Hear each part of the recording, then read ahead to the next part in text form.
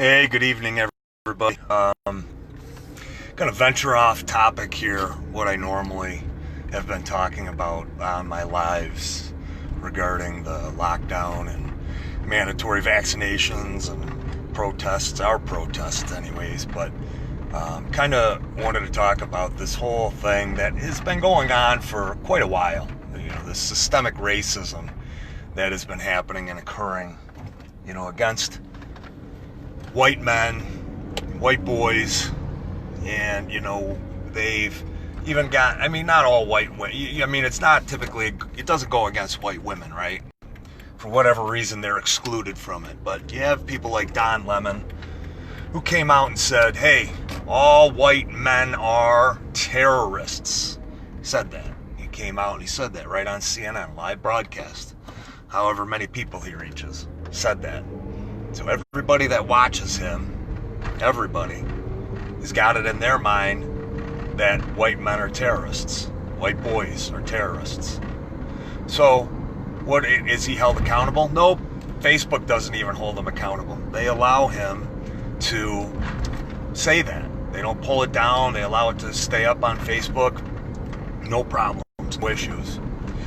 So, where I wanted to start this is, so many white women out there, right? Not all white women, but so many white women that are out there being programmed as well to go against white men. Why? Well, if you can split up, white men and white women, and you can attack just white men as being racist, then, you've defeated, you've gotten half. So what happens in schools? You're told white boys are told they're racists, right? You go to your job and you got to go have diversity training, right? All that stuff has to happen now. If you're white, you're automatically a part of the problem. No matter what your life was, no matter how you've lived your life, you are automatically a part of the problem just by virtue and nature of the color of your skin. Well, what does that sound like? Sounds like racism to me, doesn't it? If you are going to group an entire group of people into being white and white men, not only are you racist, but you're a sexist. So the very thing that you profess to be fighting, you are guilty of. And not only are you guilty of it, you're more guilty of it than any white man I know in the history of my life. Are there white male racists? Absolutely. For certain. Are there racists in every single ethnicity that's out there? Absolutely. You better believe it. But my story, just like so many of my friends' story, so many of my family's story, it's our story. We've had to fight tooth and nail. How many women, white women have had, I don't want to just make this about, white men or white women or, whatever but anyways, it's about, you have people that they fight. They've, fought against the government. They've had the government weaponized against them. They have had agencies weaponized against them, Child Protective Services, family court, local law enforcement, and they were white. They had their kids taken from them. Does that sound like white privilege to you? Certainly doesn't sound like it to me. They want to say that somebody's foot was on that George Floyd's neck for 9 minutes and he can't breathe. Well, you know what? White men haven't been able to breathe for decades. Decades. I had to fight so many different things. I started working when I was 11 years old. My mom and my dad, they weren't very well off. My dad worked his ass off. They were 16 and 17 when, when they procreated and they made me, 17 and 18 when they had me. And my dad went into the military. So, and my grandfather was a sole breadwinner. He worked at Bethlehem Steel, and my mother's family, my grandmother was a widow at 56 in the city of Buffalo, fending for herself with 2 girls to raise. Still, she had 2 out of the house. Does that sound like privilege? White privilege? It's a lie. It's an absolute lie. You know, in my story, I started working at 11. I worked farms. I worked landscaping. I went to houses and I raked leaves and I picked up garbage. And I did that. And you know what? I didn't go out and I didn't buy sneakers and I didn't buy clothes and I didn't go out and do drugs. My mom told me, save your money. The first thing that you buy should not be a car. It should be a house. This is a woman who had me at 17 years old. At 17 years old, had me and had the sense enough to tell her son, who when I was 18 was 35, so she looked good. And, you know, and my dad, the same thing. You know, my dad had, you know, he's not very financially savvy, but he's got good financial advice he's given me over the years. And, you know, those are decisions that we all make every day, that we've all had to fight. How many women I know, white women, white men, that had everything taken from them, from a spouse and the family courts, and then they had to go back and start all over, building up from scratch. Was it because the color of their skin? It was not because of the color of their skin. Everybody has the same opportunities. And if you don't think so, take a look at the Asian community. Are they successful in this country? Did white privilege keep them down? Nope.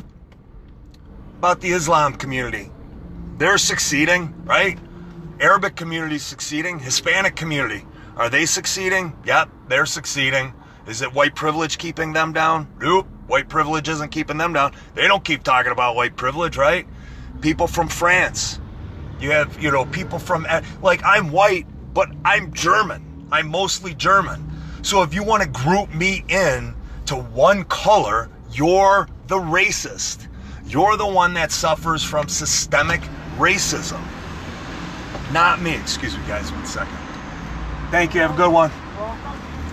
So, you know, the black community, they want reparations and all this. And guys, I want to qualify this by saying I literally have hundreds of black friends in Buffalo. Guys that I call family and have called family forever. I was blessed enough to have met all of these guys playing football down in the city. And if you know me, you know I love playing football, and I'm probably going to be playing football till the time I'm 100 and whatever. And, you know, fought for me. I am not a racist. But you know what? Me calling this stuff out is also does not make me a racist. It makes me, if you tell me I'm a racist because I can't call your racist shit out, it's not the way it works. I have so many black friends that I consider me family. And again, when I went down to that Antifa rally, and I did what I did however many weeks ago it was all of the black men that stood up for me, that came up to me and hugged me, that came up to me and surrounded me and protected me. That was black men. If there's anybody of color that's out there listening to me right now, I have a lot of black friends on here, you know, I have some Arabic friends. Guys, it's not white privilege. We fought the same fight that you fought, and we fight it every single day. Single moms that go back to school, they fight, they go to work, and they have 3 or 4 kids at home, and they will not take a handout. And that accounts for millions of people in this country. Millions. Men, the same thing. Now, I have my friends that are black, and I've been blessed enough to share the conversations with them. And the conversations that I these black men are, black people are the biggest racists that there are. Hands down, no questions. If you wanna figure out a name, you know, a slanderous name that has been created for any ethnicity that's out there, look it up. Guaranteed a black person made it up. They have a name for everything. You want to go into Urban Dictionary, look it up. There's a name for an Asian. There's a name for an Arabic. There's a name for a white. There's a German. There's a name for everybody. they don't like anybody. That is not a broad statement as far as everybody goes, because that's not the truth. My neighborhood has black people in it that are amazing, that they keep their houses up and they move away from the bullshit. They don't want to be a part of the bullshit. You take a look at different communities in this country that have black people that are completely affluent, part of the communities, have been part of the rich history of this country for decades, for centuries. They don't look at themselves as victims. If you're looking at yourself as a victim, you're a victim. You've made yourself a victim. You have victimized yourself. You have allowed your community leaders, and I'm going to get back to this, you have allowed your religious leaders, and you've allowed your family to victimize you. And I know this because these are the conversations that I have with my black friends. Even those people that are working in the black community hard at this point to try and advance the black community, and it's already advanced. Like, my friends have great jobs. They're police officers, they are politicians, they are community organizers, community leaders, they are plumbers, electricians, they own their own businesses, they're landscapers. Was white privilege or was, white male aggression working against them? Or the systemic racism that's out there? No, it wasn't, and it's not. This is a part of the media cycle. They do this to us, guys. They victimize, they get people to listen to this nonsense. They show a little bit, and then they fuel the fire, they fan the flames, so that now it becomes a national story. And then behind the scenes, you have George Soros funding it on a website to pay people to protest. We know that. So, with my black friends, they will say that their black family members, if they are successful, if they have a good job, they call them Uncle Tom. They ostracize them, they marginalize them, they mock them, they will harass them, and they will ask for money incessantly. You're talking about mom and dad. You're talking about grandma and grandpa. You're not just talking about friends. You're talking about direct and close family that happens with and that happens to. Everybody that I know that is black will tell you that nobody has victimized the black community more than the black community.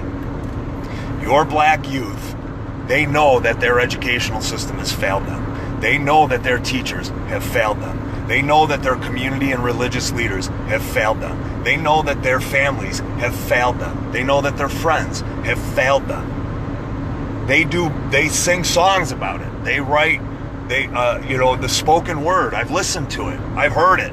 Plays that they play out.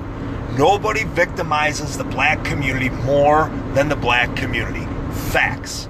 And when I was down there at Lafayette Square and I was talking to Caleb and Josh, they admitted it as well. They still think that white privilege and white prejudice is a big. I'm not going to say that in certain areas of the country, that's not an issue. I'm not going to say that because I don't know. I haven't been in those areas. I've only been in a handful of areas in this country. So there may be pervasive and systemic racism in these different areas. That may be the case. But for a fact, I know there are a lot of communities in this country where African Americans have risen to affluence, and they are major leaders in those communities. Whether it's through politics or whether it's through business.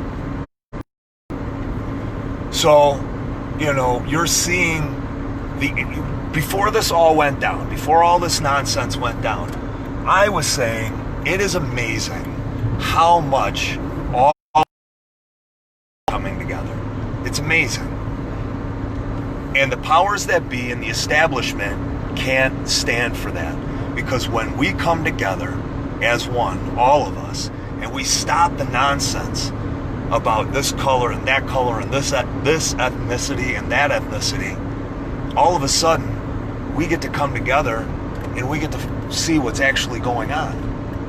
And we're like, whoa, you know, I mean, you had so much black advancement, but this is going to set it back. This is just going to set it back at this point.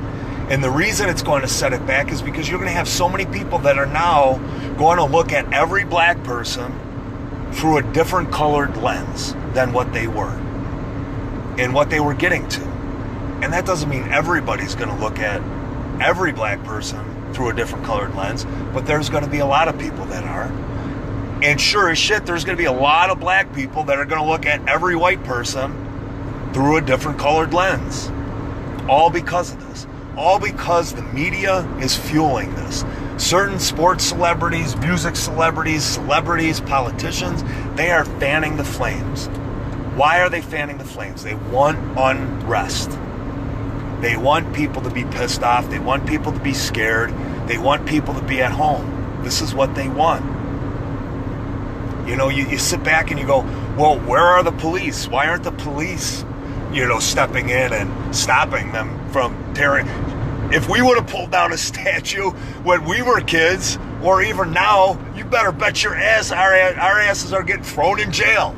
We are getting thrown in jail. Let me say, Governor Cuomo says, what did he say? You know, pulling down statues is a healthy way to demonstrate your rage. So they didn't learn their lessons from inviting everybody in for the looters and rioters. No, they're doubling down. And now they're going to say that that tearing down a statue is a healthy display of rage. Okay, well, let me put the shoe on this foot. Okay, I'm a white man. All right, let me group together some of my white friends. All right, and we're gonna let us go pull down a black statue. Is that going to be a healthy display of rage? Yeah, probably not.